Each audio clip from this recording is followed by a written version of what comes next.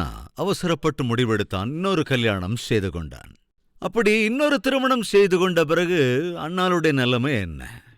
அவன் கட்டிக்கொண்டு வந்த பெண்ணினாள் கண்டினியூஸா பிள்ளை பெறதையே வேலையா வச்சிருந்தா. ஒரு பிள்ளைய தொடர்ந்து இன்னொரு பிள்ளை, இன்னொரு பிள்ளைய தொடர்ந்து இன்னொரு பிள்ளை, ஒரு பிள்ளைய தொடர்ந்து இன்னொரு பிள்ளை பெற்றுக்கொண்டே இருக்கிறா. இப்ப புரிய வந்தது என்னவென்றால், குறைவு என் கணவனுக்குள்ள இல்லை. என் கணவனால் இன்னொரு ஸ்திரீ பிள்ளைகளை பெறுகிறாள் என்றால் கணவனுக்குள்ள எந்த குறையும் இல்லை, எனக்குள்ளதான் குறை இருக்கு என்று அண்ணாள் புரிந்து கொள்கிறாள். அதே சமயத்திலே வீட்டிலேயே இருக்கிற தன்னுடைய சகோதரி பெண்ணினாள் தான் பெற்றெடுத்த பிள்ளைகளை வைத்து அண்ணாளிடம் இப்படி சொல்லி இருந்திருக்கலாம், அக்கா நீங்க ஏன் கவலைப்படுறீங்க, என் பிள்ளைங்க உங்க பிள்ளைங்க தானே, என் பிள்ளைங்களை உங்க பிள்ளைங்களா நினைச்சு அவங்களுக்கு கூட நீங்க வளர்க்க வேண்டியதானே என்று ஒரு நல்ல வார்த்தை சொல்லியிருந்தா எவ்வளவு நல்லா இருந்திருக்குங்க. அதனமோ சில பேருக்கு வாயிலிருந்து நல்ல வார்த்தைகளே வராது, நெஞ்ச குத்துற வார்த்தைகளை தவிர ஈட்டி மாதிரி வார்த்தைகள் வரும். ஒருபுறம் பிள்ளை இல்லை என்று தவித்துக் கொண்டிருக்கிற போது மறுபுறத்திலோ பெண்ணினாள் ஈட்டி மாதிரி பக்கத்திலேயே இருக்கிறார். வீட்டிலே இருந்த பெண்ணினாள் எப்ப பார்த்தாலும் இந்த மாதிரி குத்தி குத்தி பேசிக்கிட்டு இருக்கிற நேரத்துல பொறுமையை கற்றிருந்த, நேர்மையை கற்றிருந்த அண்ணாள் என்ன செய்தா தெரியுங்களா? திரும்ப சண்டை போடல. உங்களுக்கு தெரியும்ல, பொறுமைக்கு எதிர்ப்பதும் அவசர குடுக்கத்தனம், ஆவேசம், கோபம். கவனிங்க, வீட்டுக்குள்ளேயே இருக்கிற இன்னொரு நபர் தனக்கு எரிச்சலை உண்டாக்கினாலும், வேதனையை, விரக்தியை கூட்டிக் கொண்டிருந்தாலும், தான் பொறுமை நிறைந்த ஸ்திரீயாக இருந்ததால் ஆனால் என்ன செய்தாள்? எதிர்த்து ஒரு வார்த்தை கூட சொல்லவே இல்லைங்க. ஒரு வார்த்தை எதிர்த்து பேச முயற்சிக்கவே இல்லைங்க. கணவனோடு கூட சண்டை போடல. தன்னை வேதனைப்படுத்துகிற, காயப்படுத்துகிற சகோதரியோடு கூடயும் சண்டை போடல. காரணம் என்ன? பொறுமை நிறைந்த ஸ்திரீ. அன்னாள் என்ன செய்தாள்? நேரா தேவ சன்னதிக்கு சென்று விண்ணப்பம் பண்ணினாள். ஆண்டவரே, தாங்கவே முடியலையா, என்னால சகிக்க முடியல, தாங்கவே முடியல. என் கணவர் செஞ்ச காரியத்தை என்னால தாங்கிக்க முடியல. 2ஆம் தாரமாய் பெண்ணினாளை திருமணம் செய்து கொண்டார். அவள் தன் பக்கத்துல காயத்தை உண்டாக்கிட்டே இருக்கா. தனக்கு ஆல்ரெடி புண்ணு இருக்கு. வெந்த புண்ணுல வேலை பாய்ச்சுற மாதிரி கணவன் வேற இன்னொரு கல்யாணம் பண்ணிக்கிட்டான். சகிச்சுக்க முடியல, தாங்கிக்க முடியல. அதற்காக எதிர்த்து பேசினாளா? அதற்காக சண்டை போட்டாளா? அதற்காக அவனோடு வாதிட்டாளா? இல்லங்க. பிறகு என்ன செய்தாள்? பிரார்த்தனை செய்தாள். 1 சாமுவேலின் புஸ்தகம் 1வது அதிகாரத்தை வாசிக்கிறேன். 15வது வசனம். அதற்கு அன்னாள் பிரதியுத்தரமாக, அப்படியல்ல என் ஆண்டவனே, நான் மனக்கிலேசம் உள்ள ஸ்திரீ, நான் திராட்சரசமாகிலும் மதுவாகிலும் குடிக்கவில்லை. 16ஆம் வசனம். உம்முடைய அடியாளை பேலியாளின் மகளாக எண்ணாதேயும், மிகுதியான விசாரத்தினாலும் கிலேசத்தினாலும். அப்படின்னு என்ன தெரியுங்களா? பெண்ணினாள் எந்த அளவுக்கு கோபத்தை உண்டாக்கினாள் என்றால் மிகுதியான கோபத்தை உண்டாக்கினாள். சகிக்க முடியாத அளவுக்கு கோபத்தை மூட்டினாள்.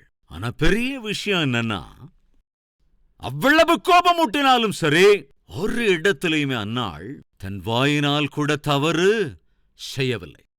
என்னுடைய வீட்டில் ரொம்ப வேதனையோடு கூட நான் ஒரு சூழ்நிலை, வேதனைப்படுத்துகிற, பாதகத்தை உண்டாக்குகிற, என் மீது எனக்கே விரக்தியை உண்டாக்குகிற மனிதர்கள் இருக்கிறார்கள். மிகுந்த விசாரத்தால் கிலேசத்தினால் தான் வந்து அழுகிறேன் என்று தேவ சந்நிதியில் அழுதாள். இப்ப இந்த அளவுக்கு தேவ சந்நிதியில் வந்து அழுவதற்கான காரணம் என்ன? பக்கத்திலேயே பாதகம். சகோதரி, உன்னுடைய வாழ்க்கையில் இது வாஸ்தவமா? சகோதரனே, உன்னுடைய வாழ்க்கையில் இது உண்மையா?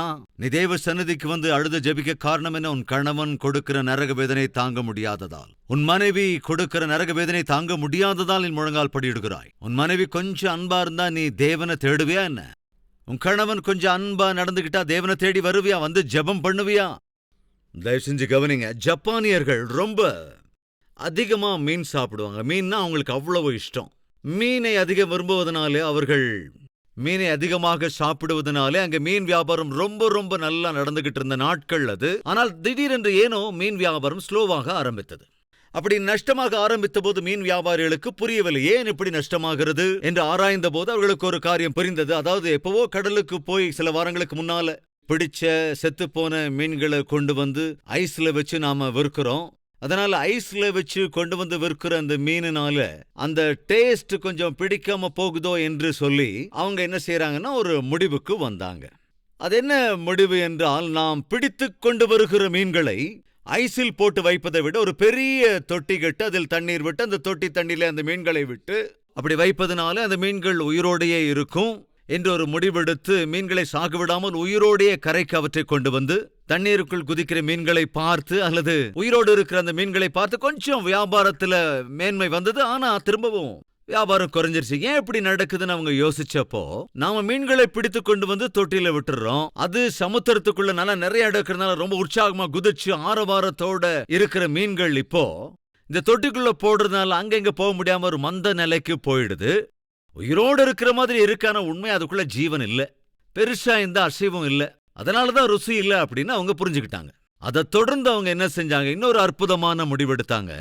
இந்த மீனெல்லாம் நல்லா குதிச்சு சந்தோஷமா ஆக்டிவா இருக்கணும் அப்படின்னா என்ன செய்யணும்னு யோசிச்சு அவங்க ஒரு அற்புதமான முடிவுக்கு வந்தாங்க. அதாவது அதை அமுல்படுத்திட்டாங்க. அவ்வளவுதாங்க. அன்னையிலிருந்து அவங்க மீன் வியாபாரம் மறுபடியும் அமோகமா நடக்க ஆரம்பிச்சிருச்சு. அற்புதமான வியாபாரம் தொடர்ந்தது. அதுக்கு அவங்க என்னதாங்க செஞ்சாங்க? அசையாம நகராம சுறுசுறுப்பாவோ ஆக்டிவாவோ இல்லாம இருந்த அந்த மீன்களுக்கு மத்தியில ஒரு திமிங்கலத்தை பிடிச்சிட்டு வந்து போட்டுட்டாங்க. ஒரு சின்ன சைஸ் திமிங்கலத்தை பிடிச்சிட்டு வந்து அதுக்குள்ள போட்டாங்க. திமிங்கலம் பேசாம இருக்குமாங்க? இந்த திமிங்கலம் அந்த தொட்டிக்குள்ள அங்கேயும் எங்கேயும் சுத்திக்கிட்டே இருந்ததுனால அந்த திமிங்கலத்தோட வாயிலிருந்து தப்பிக்கிறதுக்காக அந்த மீன்கள் செய்யாத முயற்சியே இல்லை. அந்த கண்ணுக்கு தூக்கமும் இல்லை, ஒரு ரெஸ்டும் இல்லை. ஆக்டிவ் தான், சுறுசுறுப்பு தான். சில சமயங்கள்ல தேவன் நம்மை ஆவிக்குரிய பிரகாரம் ஆக்டிவா இருக்கிறதுக்கு, நம்முடைய வாழ்க்கையில இருக்கிற சோம்பேறித்தனத்தை அகற்றி போடுவதற்கு, நமக்கு பிடிச்சிருக்கிற சனியிலிருந்து நம்மளை விடுவிக்கிறதுக்கு சில சமயங்கள்ல தேவன் சில திமிங்கலங்களை அனுமதிக்கிறார். புரியுதாங்க உங்க கணவர் ஏன் இப்படி நடந்துக்கிறாருங்கிறது? இப்ப புரியுதா என் அன்பு சகோதரர்களே, உங்க மனைவி எதுக்காக அப்படி நடந்துக்கிறாங்கன்னு? உன்னை உற்சாகப்படுத்துறதுக்கு தான், ஒரு எழுப்புதல் உண்டாக்குறதுக்கு, ஆவிக்குரிய பிரகாரமாய் மாற்றுவதற்கு, முழங்கால் படியிடுவதற்கு. ஜெபிக்கலாமா?